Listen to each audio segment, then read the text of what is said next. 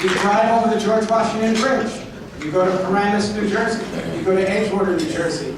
You see your neighbors who are Puerto Rican, who used to live in East Harlem. They fought, and they worked, and they became middle class. They didn't move to the suburbs of New York. They moved to the suburbs. They moved to New Jersey.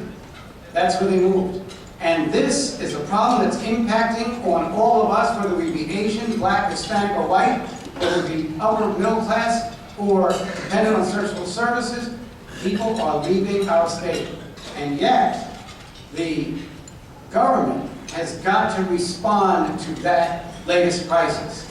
Now, when I first started, and I was a state senator, around the time I came to my first ABNY breakfast, I remember I had a staff of 6 or 7 people, and I used to tell them about all these problems, and then I'd come back 3 months later and I found that the problems were never solved. After 2 or 3 alliterations of the same procedure to no avail, I realized what my mistake was. And I'm sure that those of you who own businesses or manage individuals know this problem.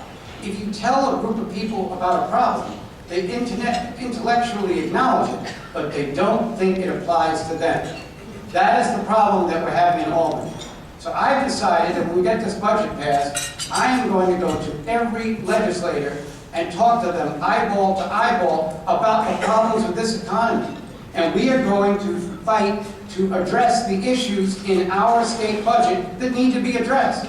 These industrial development associations, they come into neighborhoods like in Binghamton, such as an article of June 24th in the Binghamton Sun Bulletin that talks about how the economic development was actually not increasing business in Binghamton, it was replacing business. The enterprise zones, which became the most glorified discretionary member item in New York State's history, where the economic zones were not employing people but were collecting taxpayer resources. That probably needs to be investigated, but the question is, have the economic empowerment zones actually solved the problem? They have not. What about the STAR program? This has been glorified by several administrations and several leaders.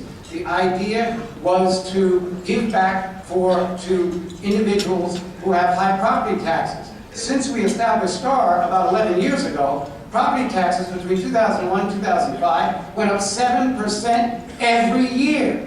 Maybe we should change the system.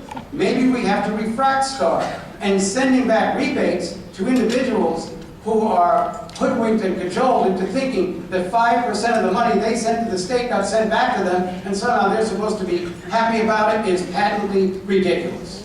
The reality is